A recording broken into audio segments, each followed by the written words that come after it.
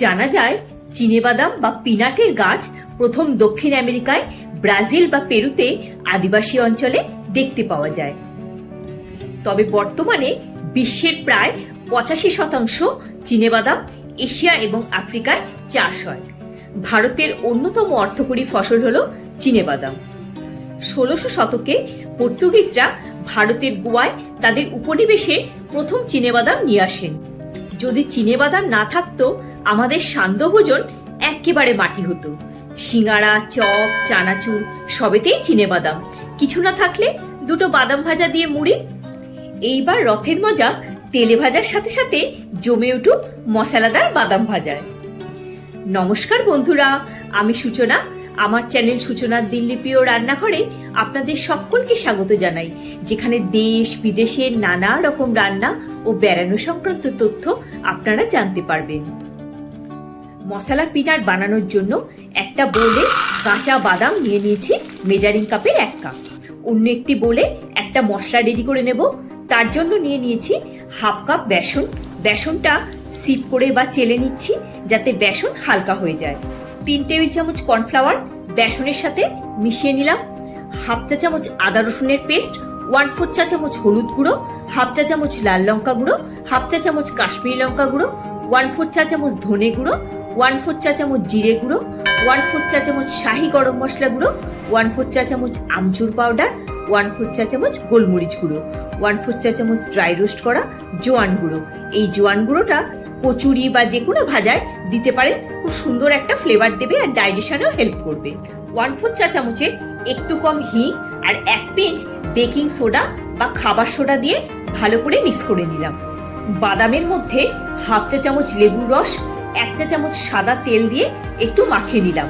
এবার ওই মিশ্রণটা বাদামের সাথে দিয়ে মিশিয়ে নেব যাতে বাদামের সাথে কোট হয়ে যায় মিশ্রণটা। স্বাদ মতো নুন দিয়ে একটু মিশিয়ে নিলাম। এবার অল্প অল্প জল দিয়ে এই পুরো মিশ্রণটা মেশাতে থাকবো যাতে বাদামের সাথে মশলাটা একটা স্টিকি ভাব চলে আসে, অর্থাৎ মশলাটা বাদাম থেকে ছেড়ে না যায়। কোনো ব্যাটার এখানে তৈরি করতে হবে না।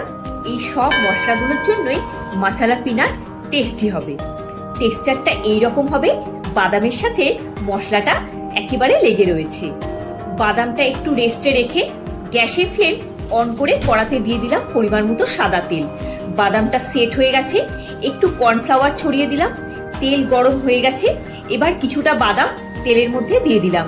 এটা ব্যাচ ওয়াইজ ভাজতে হবে, একসাথে ওভারক্রাউড করা যাবে না। একসাথে পুরো বাদামটা দিয়ে ভাজলে এটা ক্রিস্পি হবে না। গ্যাসের ফ্লেম মিডিয়াম টু হাইতে রাখা আছে।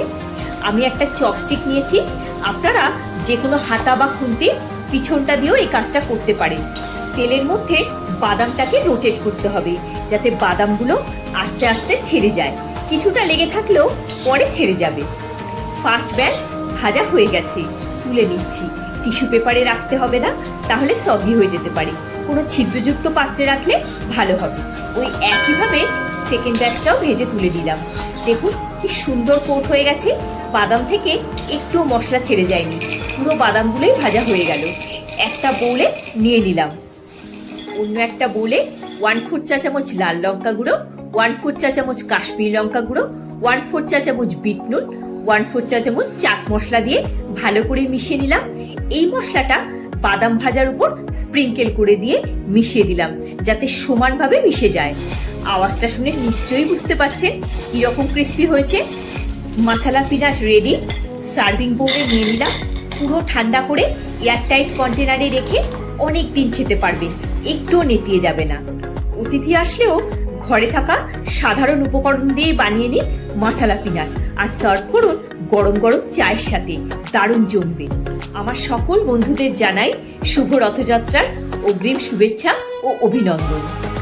ভিডিওটা যদি ভালো লেগে থাকে একটা লাইক দিয়ে চ্যানেলটা সাবস্ক্রাইব করে পাশে থাকার অনুরোধ রইল। সবাই খুব ভালো থাকবেন, সুস্থ থাকবেন। দেখা হচ্ছে পরের একটি পর্বে। ধন্যবাদ।